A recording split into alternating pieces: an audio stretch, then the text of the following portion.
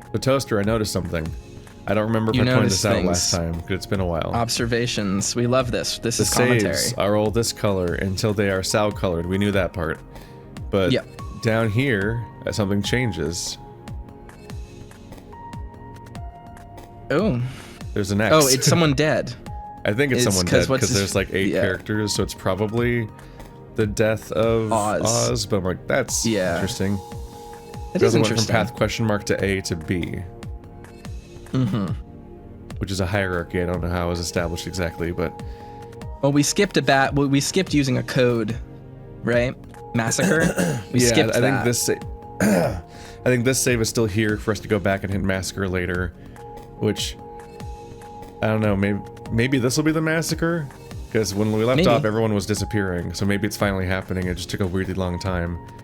The fact that we were seemingly on track for maybe a bad end, but couldn't tell if it was caused by putting the code in or not putting the code in, and it went on for so long that like the entire like Orlando like swimming scene hangout was happening. It just got increasingly confusing what the stakes were, and I'm like, there's this constant like sunk cost feeling of like, do I go back? Do I go back and check and go? Just crank out that quick bad end that we missed, or is that actually the real route? Is this still the bad end? So we've been uncertain for a while now. And not sure where to... I forgot my roller. There it is. I just had to look around like 7 directions to find it. It's not any of the places I expected. The place where I expected it to be has a pup mask.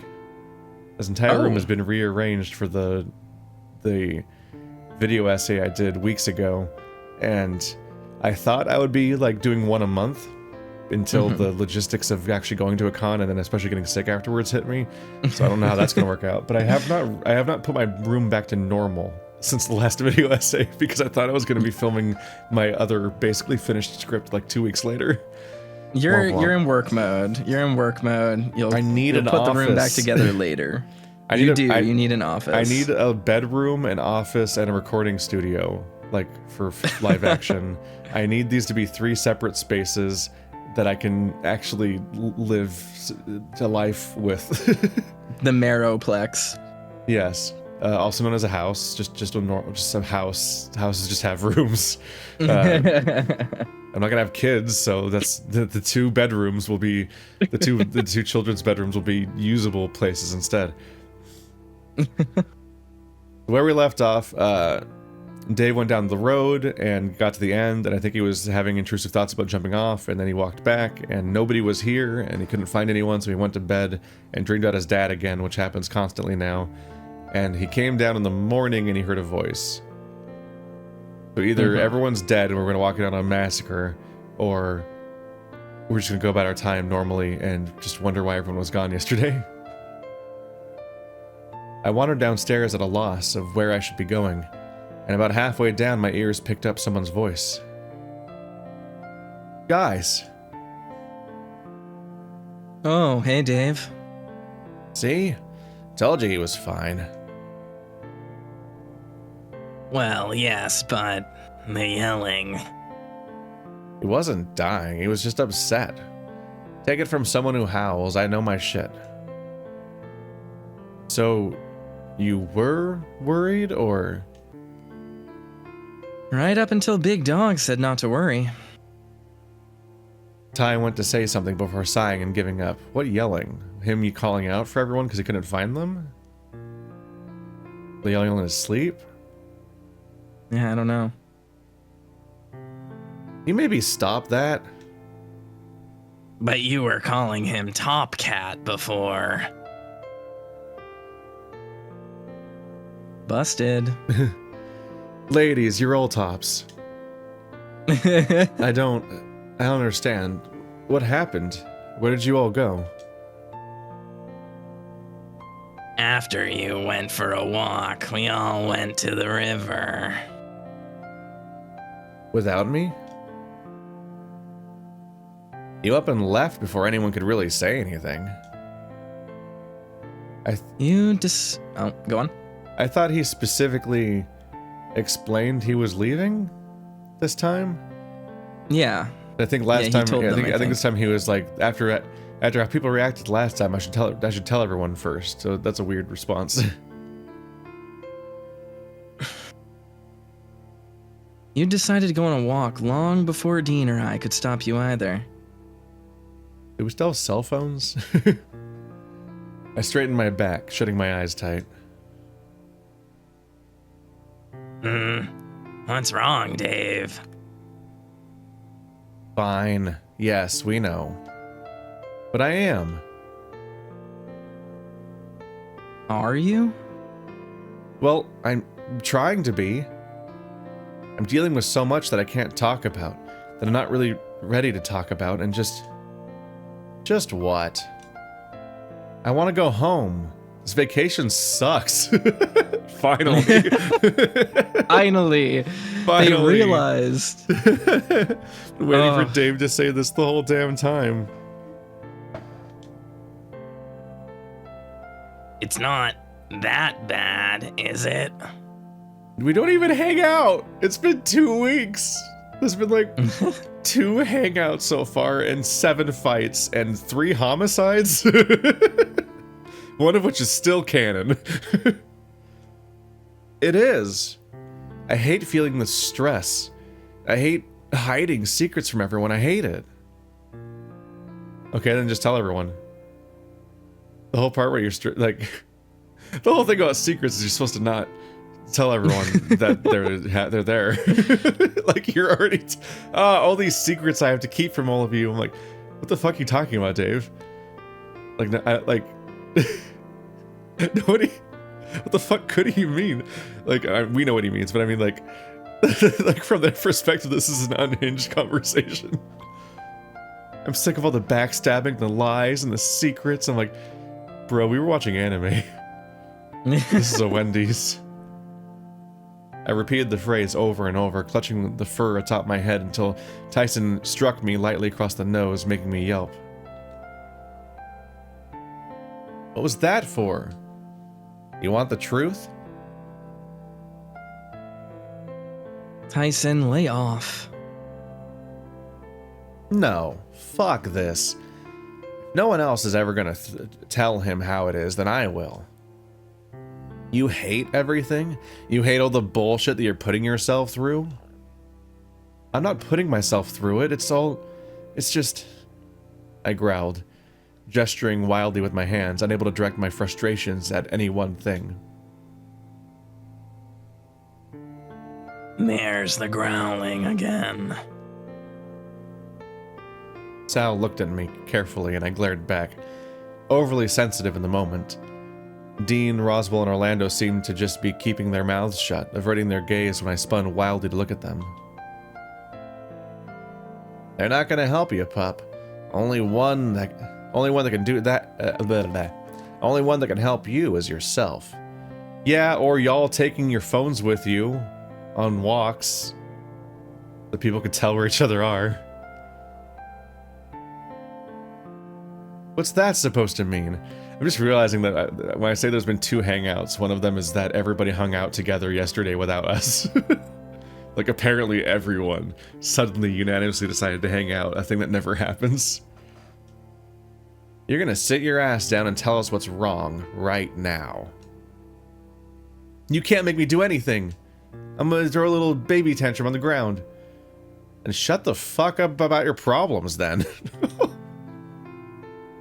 You want help, but you don't want us to help you. Instead, you want to bitch about it, and we're all too nice to tell you to get fucked and grow up. Wow, I knew you could be an asshole, but what the hell, man? I'm kind of with Tyson on this one.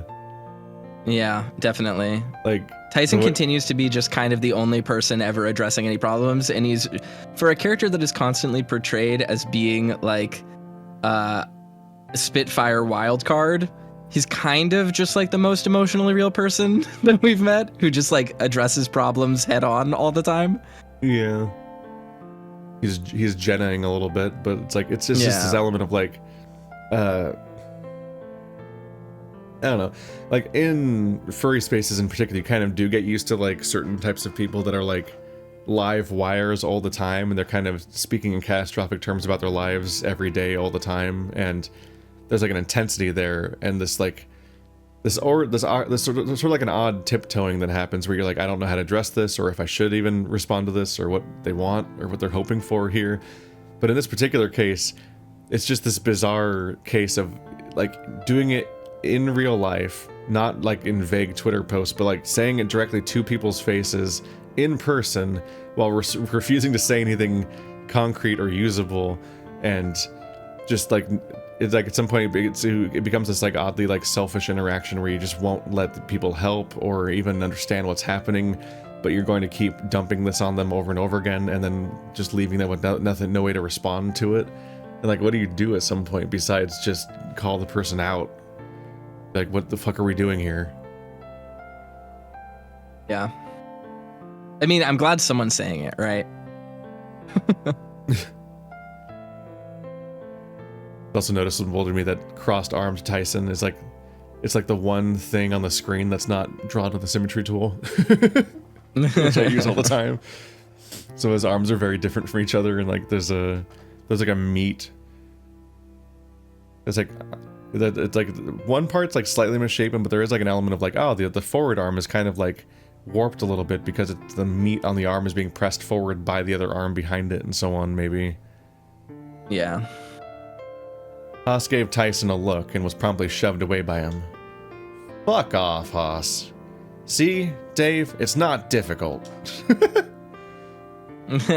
Yeah, well, fuck off then, Tyson.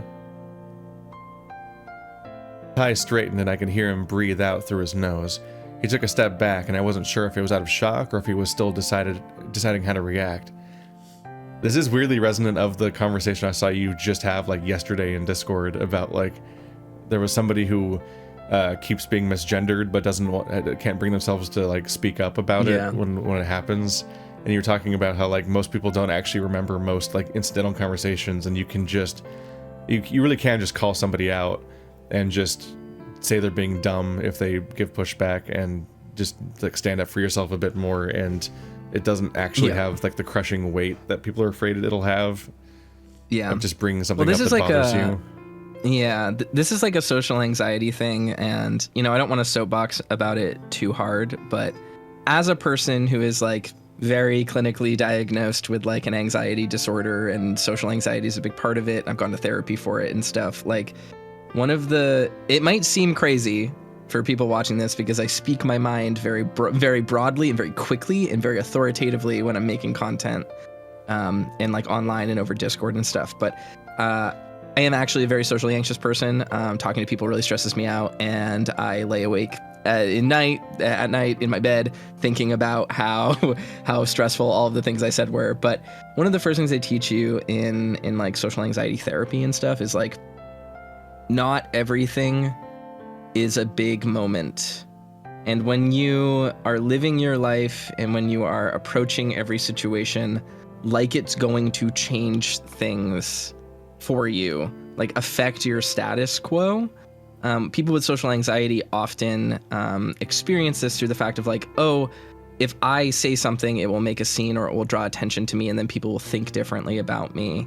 And it prevents them from actually addressing or interacting with people in otherwise relatively low stakes or low impact interactions. And it makes it hard for them to discern when actually big, impactful social interactions are happening. So as a result, you miss both sides. For example, for someone who was being misgendered, obviously understanding like safety is like a big thing. Like you don't always want to just correct people if you're being misgendered if you're not in a safe environment. Like I get that. But this person was talking about being with their friends, and they were like, oh, I don't know how close I am with them, and like we hang out, but they misgender me, or like they're not good about LGBT issues and things like that. And I don't want to say anything because then, like, what if it becomes a big thing? And I'm like, one of the first things you learn is to like, well, if you are recognizing this situation as something you want to correct, that will make a difference in your life, that will make your life better, the smaller interactions that you're hyping up on the same level are getting in your way of actually taking action on an event or in a social interaction that you might actually be able to to define a social relationship web by. And so it's really important to just kind of treat things as a little bit more ethereal and fluid than you're perceiving them to be, because life is very fluid, and people, for lack of a better word, like most interactions with people might be pleasant, might be good, and you might be able to remember them, but most people aren't factoring in every single thing that you say or have said to them when they're participating in a social situation with you. So for the most part, little things, little disagreements, corrections, things like that, even if they make a scene in the moment, aren't going to be a big deal in the long run. And I think embracing that impermanence in a social situation is a really helpful thing, because it frees you and lifts that burden off of you, and allows you to interact in a more natural and, for lack of a better word, fluid way. So just little social anxiety soapbox, I guess. But there's just, but yeah, it's almost all downsides to trap yourself in a situation where you're not communicating. Yep. And if there It's are just somebody like, who is going to hold weird records and grudges about every single disagreement you've ever had, that's a good thing to find out too, because then you can stop talking to that person. Because that people underestimate the emotional toll that has on you as over the course of months and years. Having someone like that in your life and worrying about every interaction you have with them is a huge problem. Yeah, it's devastating, and it really affects you. And I think the other thing to this is just like, my advice to people is like, and it sounds a little bit dismissive, and I understand that, but it's coming from a place of having lived through this for my whole life. A lot of people, it's hard, and there are reasons why we do it. We make walls to protect ourselves, and to keep ourselves sane, and to put up with things and be safe. But one of the symptoms of anxiety disorders very often is making walls for yourself, or being always in this survival mode, right? And you're applying that to social situations, and you're applying that to human relationships that maybe don't need those walls. And the first steps to gaining your agency back and being more in control of your actions and getting rid of some of that anxiety is recognizing and identifying when you are making walls for yourself that are very arbitrary, and you're kind of, for lack of a better word, it's not making excuses, it's you are being hypervigilant, and you're thinking, how do I protect myself? Well, I can't say these things to these people. What if it draws attention to me? Recognizing that is you applying that to yourself, rather than the situation that you're in, and learning to get over that wall can be very, very powerful and empowering for you. So that's my advice to people with social anxiety is try to recognize when you're making a wall for yourself, rather than when the situation itself is causing one for you. And the people around you are more introverted and anxious than you realize. A lot of the people that seem like they're doing well socially are actually screaming. They're like, oh, fuck, completely. Oh, fuck, oh, fuck. It's a dumb comparison, but there's like, because I've been getting a lot of retro spring questions asking about, like, how do I start engaging with the furry community? How do I talk to people? And you have the shitty advice is that you just have to talk to people. Like, there is no other, like, when I say shitty comparison, I'm saying like it's a bit like getting a vaccine, where it's like, okay, you don't like needles, but guess what the one way is that this happens. Like, here's a thing with one application method, this is the way it goes. I mean, maybe if there's other application methods, pretend there aren't for the sake of metaphor. but at the end of the day, you can put it off and waste a bunch of time, or you can just jab it in there, and then you get the vaccine. And it's like, in a similar way, like, there's this hesitation that can go on indefinitely about not speaking and not interacting. But the only way at the end of the day to interact is to interact. Like, you can't. And it's funny. It's a little bit like being like, it's like you want to avoid saying it, but sometimes get good is the advice. Sometimes you just have to do the thing. It's this funny paradox where the furry fandom is full of some of the most socially awkward and anxious and introverted, nerdy people. and they have the most social events and conventions. Like, they're all about meeting people, and so it's like a shockingly interconnected group of people as a result. And to the point where, like, I was joking about, like, this, because we were at that con, and I kept pointing out the rabbit that had a clock on his back, and I was like, what's up with what does that mean? Why does it say 150 on their back? Because is the time specifically important, or is it supposed to look like rabbit ears? At the end of the con, we were hanging out with some of the people that were from Roar, and sitting on that one bench in the middle of that room. Yeah. That rabbit just walked up to me and gestured for me to, like, slide aside to make room, and then sat down and started talking with one of the people we were with, because that's how tiny and interconnected everything is. Like, random crowd members you start to recognize actually are like 2 degrees of Kevin Bacon away from you already, and you don't know. So the answer is just, a lot of this is just, you got to speak up, you've got to talk to people, you've got to just put yourself out there, and you get better at it by doing it, and you meet people by meeting people, and you meet more people by meeting the first people, and so on. Yeah. Step up, bitches. Yeah, get good. I'll totally follow my own advice. You just gotta act. That's it. Don't be a coward. You want me to spill all my problems and just... The words caught in my throat, as everything I'd been holding back made me feel queasy, and I paled, half collapsing into Tyson and clinging onto him for support.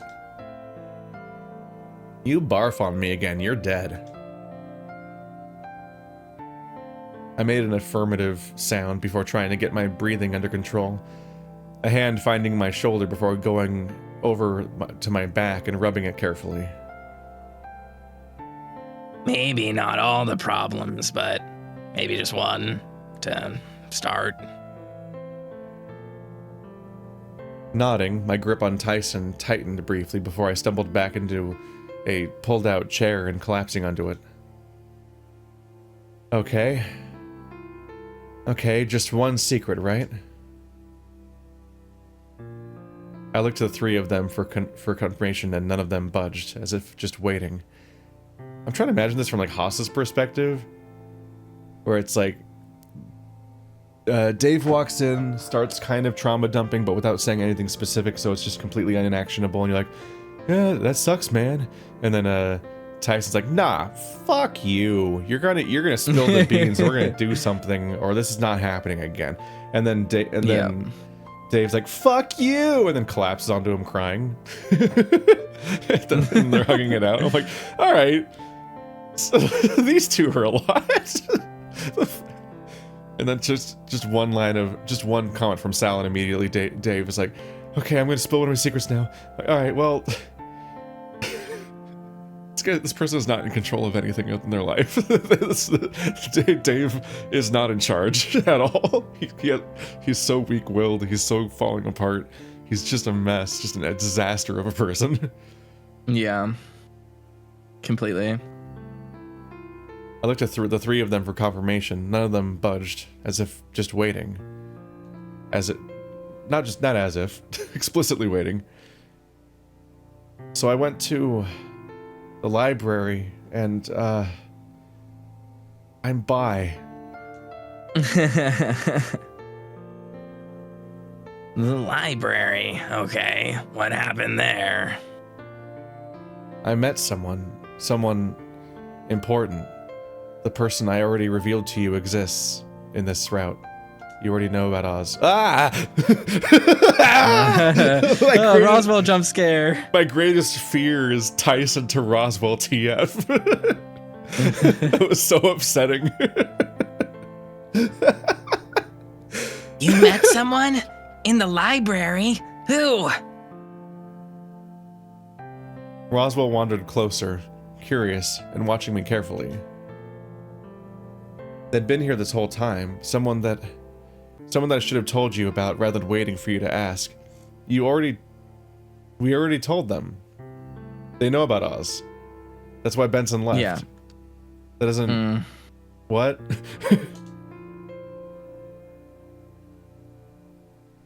Master of the house, right? Nodding again, my eyes darted between everyone. I talked to him a few nights ago in the library and was going to talk to him again last night, but But what? The thought of what I'd seen the night before made me whine, clutching my head again. 2 nights before, right? Because we spent yesterday wandering around, going for a big walk, and doing the massacre password potentially, and the swimming thing, all while he's dead. No, I thought he died after the massacre password. Am I wrong about that? No, I think he died before. It Yeah, might have been before after the massacre password, but I don't think it was yesterday. It was the night. It was 2 nights before than now, because we already. I think we already slept and we woke up in the morning now. Actually, I could be wrong about that part. Shit. All I know, I don't remember. This is my save said day 12, and my last save said day 10. So that was the massacre password, was day 10. But I think Oz died after that point, or not. We don't know when he died, but that's when we found it. He might have died that night. Yeah. So it's just not the night before. He was dead somehow.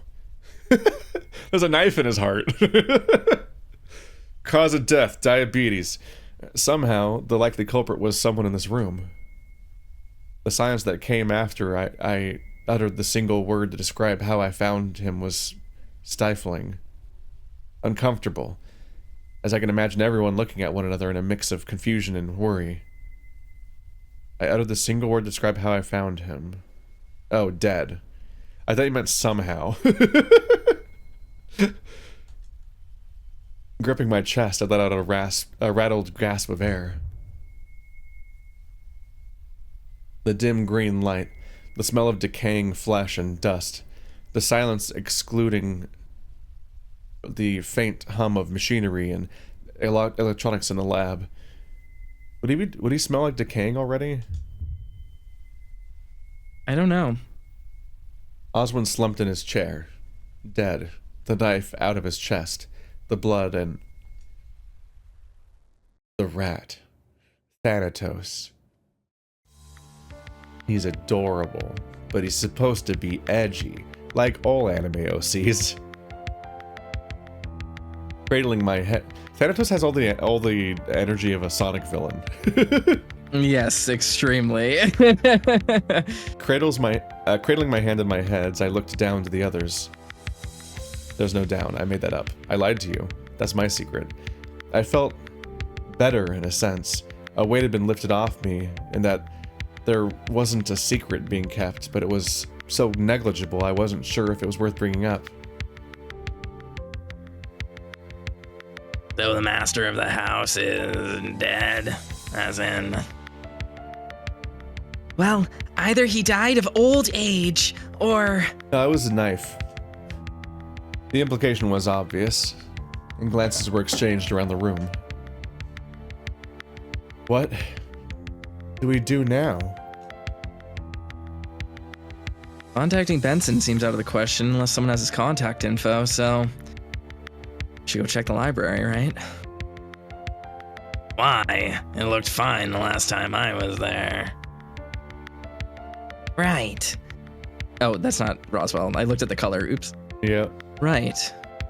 There's that problem too, isn't there? Sal, you've never been to the library. Yes, I have. So you found the secret passage in the conservatory? What? Right, well, if what Dave says is true, and given how he's reacting, I'm certain he's not lying. Now's probably the best time to show off the library. Hold on. Secret passageways? A library? Why is this only coming up now? Because I'm bile, right? Yeah, exactly. Jeez.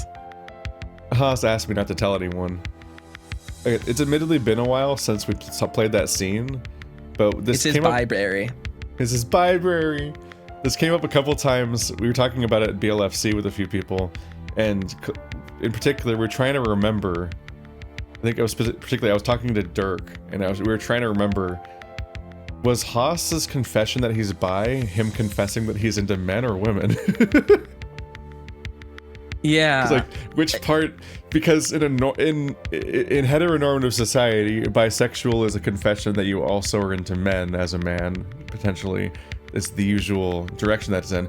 But given that everyone seems to be implied to be gay by default so far in this story, we were joking, like, is he confessing he also likes women? Is that what the private thing he doesn't want to admit? And they might have been more specific in the confession, but it's funny that in a overwhelmingly gay story, you're like, hang on a minute, is that what's happening? Like, it'd be weird to confess to, like it was a secret, but we haven't, I don't think we've had evidence of homophobia yet in this story, existing as a concept. The first implication that homophobia might exist might be Haas's confession of being bi. So it leads to the opposite intended implication on some level where I'm like, hang on a minute. But it's just a dumb joke. Haas asked me not to tell anyone. Now it's his fault. Haha, I'm in the clear. All eyes were on him as he sighed out. He asked me about it, how to get there, so I showed him.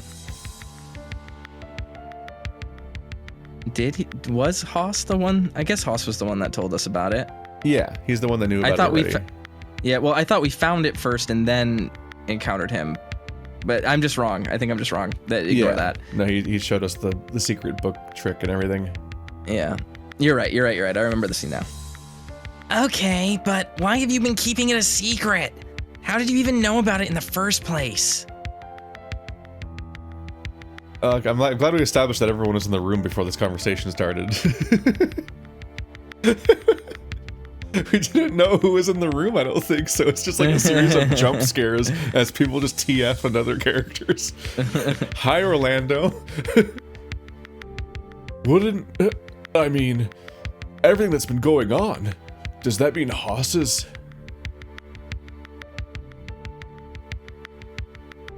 Okay, before anyone gets any ideas, why don't I show you this room and then we can go from there?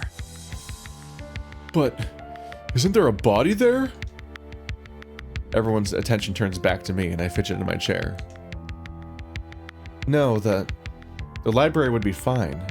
You'll understand when we get there. Well, I guess there's no point in holding off any longer. Haas threw his hands up and walked out of the dining room, slinking out of the sight, although I noticed the slump in his shoulders as he disappeared out of sight. Is Dean here? We haven't established where Dean is. His absence is palpable now. Damn. I watched as Roswell went to follow Haas, close behind Tyson, who had decided to follow only moments sooner. There he is. Well, no point in holding things off. I'm just saying that if you scare the protagonist with the fear that all of his friends disappeared in a murder game with murder, when he walks into a room that everyone's in, it should probably establish they're all there up front. Like, that's the primary thing he's thinking about, is all the people that seem to disappear are here. But instead it just started the conversation, and it went on for a while before half these characters even showed up. Yeah. A dead body. Orlando trembled, and Sal put a hand on his shoulder. You'll be all right. Come on. They too wandered on, leaving Dean and I behind. I slumped in my chair, unsure of if I wanted to go on after the others. Quietly, Dean pulled out a chair next to me and sat down without a word.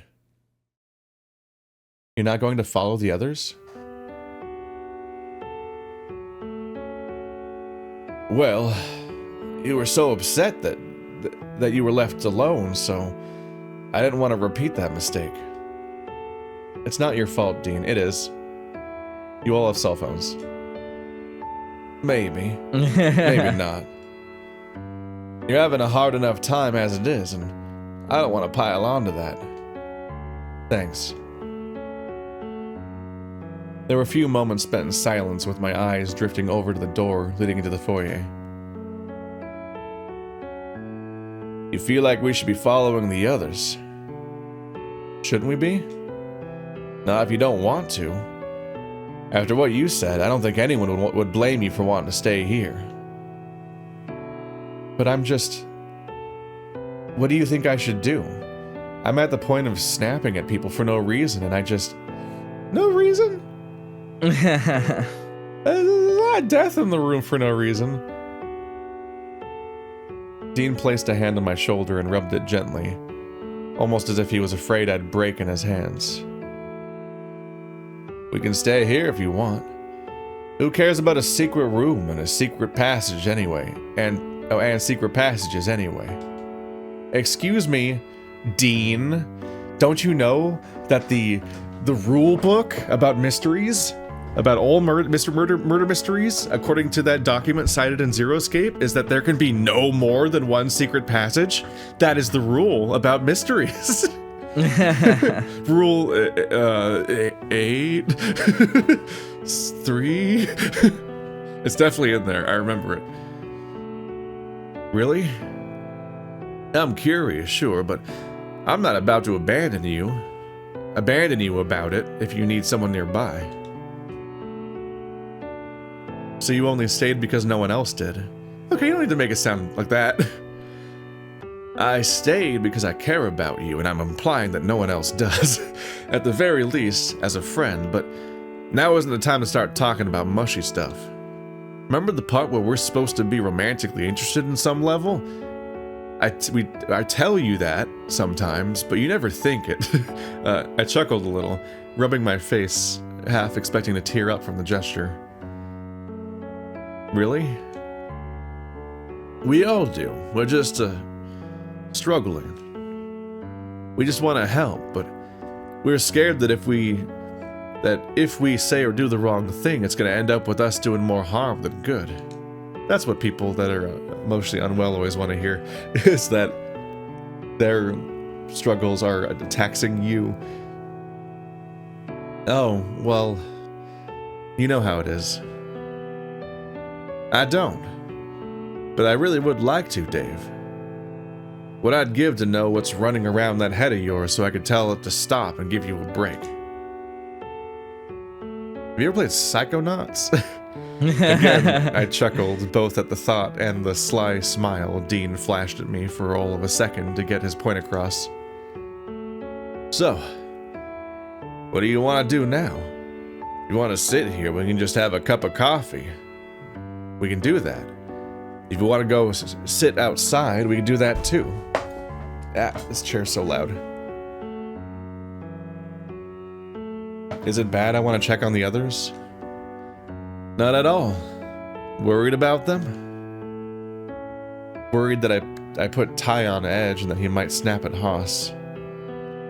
Well, he did snap at him, so he's probably going to be irritable for a bit. Are you planning on apologizing to him? Maybe. He kind of deserved it for getting up in my face like that, though. Ty feels like he should be able to take it, given that he did it in the first place.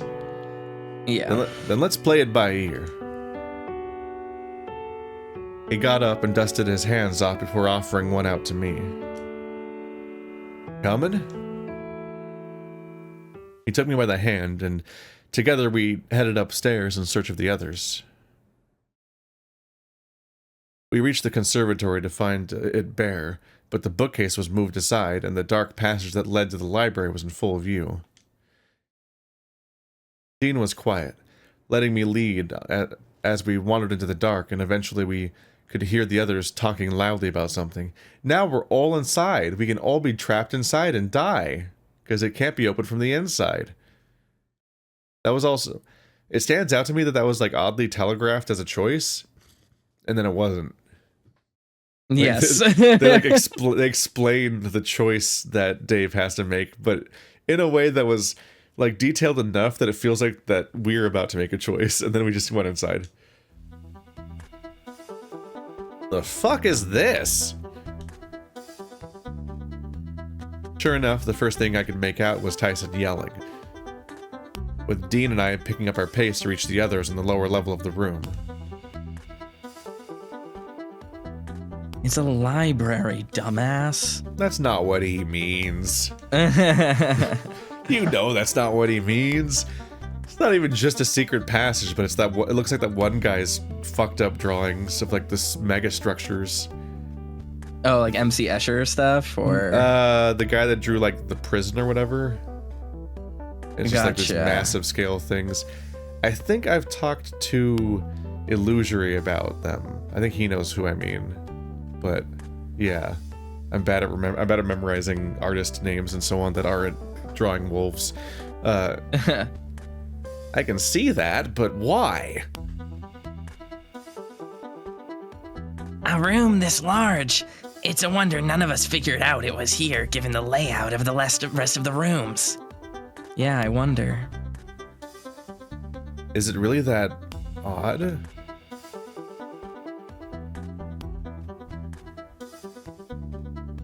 Maybe not. I can't say I was really all that attentive, and there are a bunch of side rooms that don't really have anything in them, making the actual floor plan harder to figure out. Debatable. Okay, well, everyone listen up, because it's quite simple. Very simple. It better be. So a few things first. I've been to the mansion before, about 2 years ago? Something like that anyway. Wait, I thought the way he was talking about it made it seem like he was there when he was like literally a child. Yeah, when he was a child actor 2 years ago. Okay. Because they're all Great. little babies. Yep. Listen, high schoolers talk about 2 years ago like it was a long time ago. Yeah, I'm side-eyeing him super hard right now.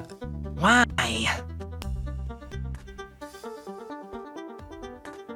He cut Haas off before he could continue, scratching his chin. When did you know that we were at the same mansion? Why were you here anyway? Did you know the owner of the house? Haas made to grab at Roswell, frustrated at being bombarded with questions. But much like when he avoided Orlando at the bus stop, Roswell slipped out of reach and hid behind the desk so he had a physical barrier between him and another attempt at being grabbed. It started as an acting gig, some sort of small horror reality show. Mansion, hidden rooms, whole works. I'd met Benson before. That's when I realized that this was the same house. Never met the owner of the house, only Benson. And this room? Found it myself. Figured I'd tell the film crew, but Benson asked me not to. Wait, Benson asked and you just didn't tell anyone? There's more to it than that, but basically. So what, you filmed a TV show here once and didn't think to tell any of us? I was going to eventually. Half let it slip when Roswell and I were looking around. I was trying to hide, which once again is a way you phrase thing you're hiding. We're halfway through the trip. Well, kind of halfway. Trust me, I noticed. Well then what the fuck?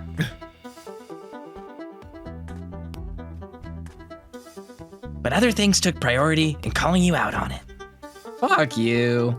I just want to let you know that I'm really smart. What about the other stuff?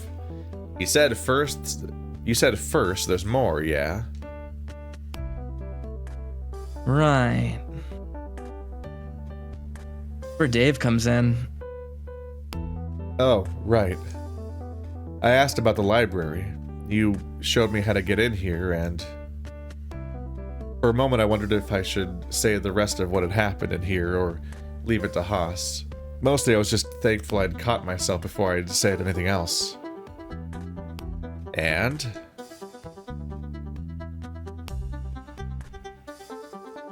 Well, the gig didn't really pan out, so being here is just a reminder that I was so close to getting on TV and then just not. But that's not all that happened here, right?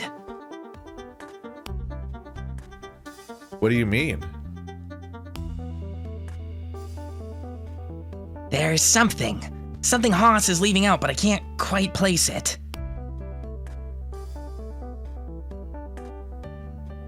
Fairly certain that was everything. If there was anything else, I'm possibly just forgetting. Biodar's going off the charts.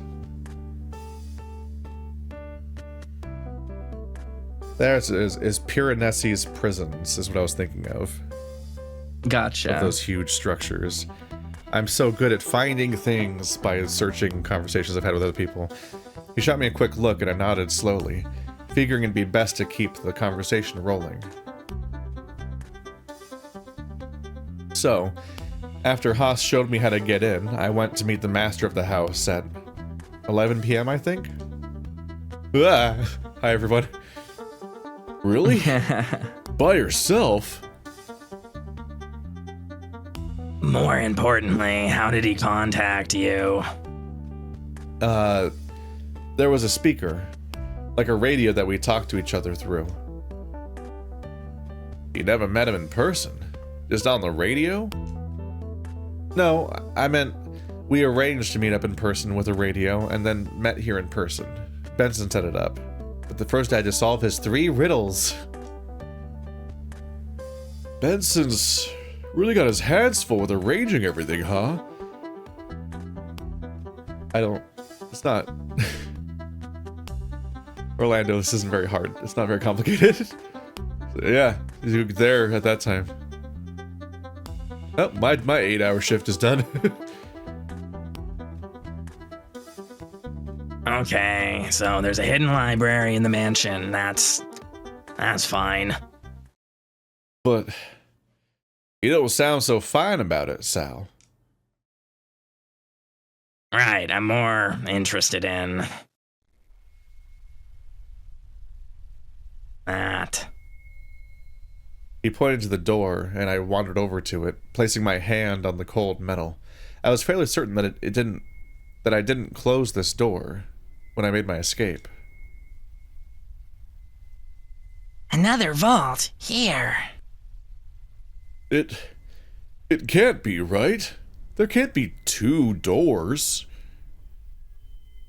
Orlando roughly shoved me aside and typed something in quickly, breathing out when it beeped angrily at him. If not, then what is this? Orlando knows a password and he tried it. I guess so, yeah. I think that was the thing we mixed up early on, was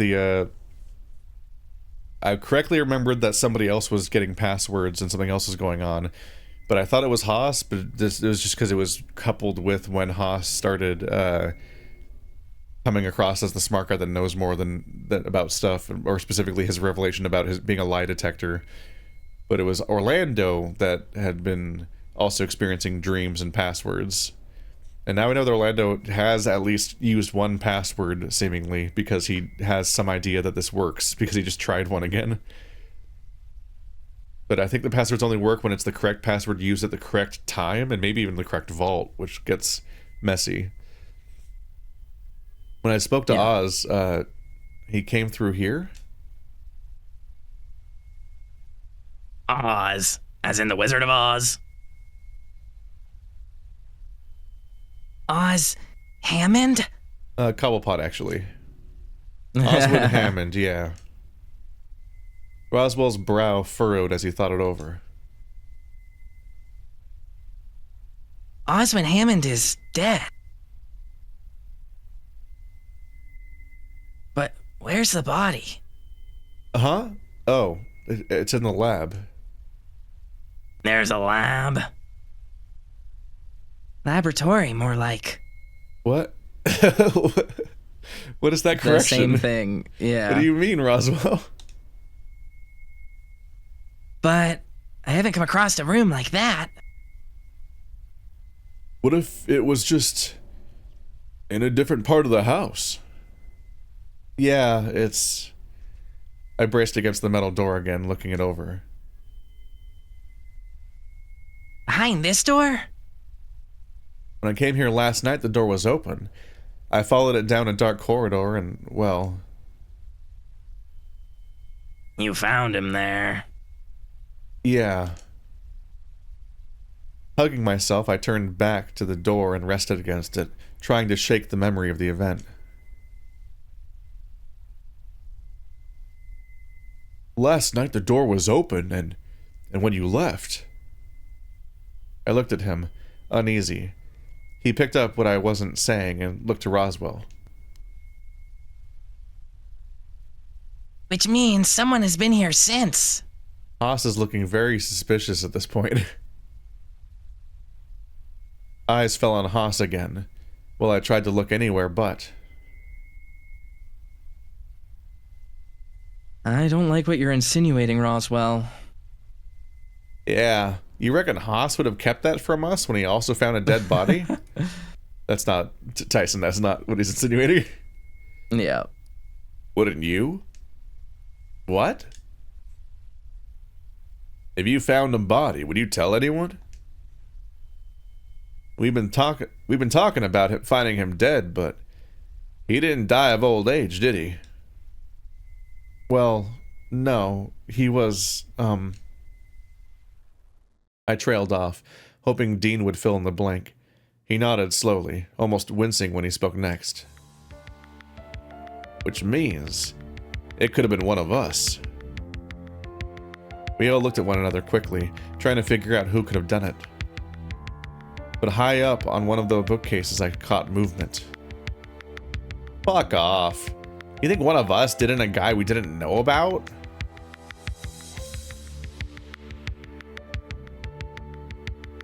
Well, we did know about him after Dave spilled the beans about him being here.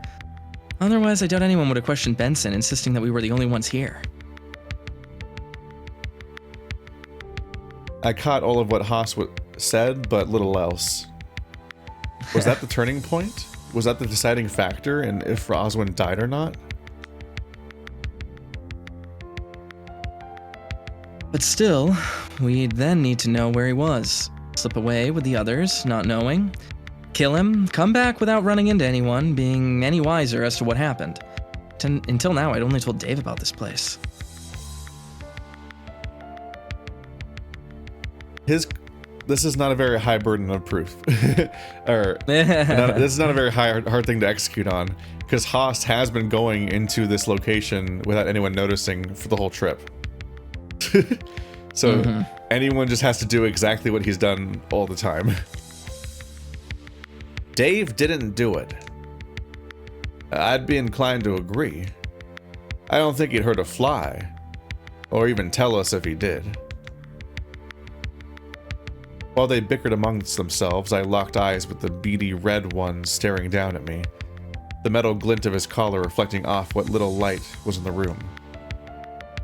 Thanatos, high above us, watched quietly in the dark. He shook his head slowly at me before disappearing out of sight again.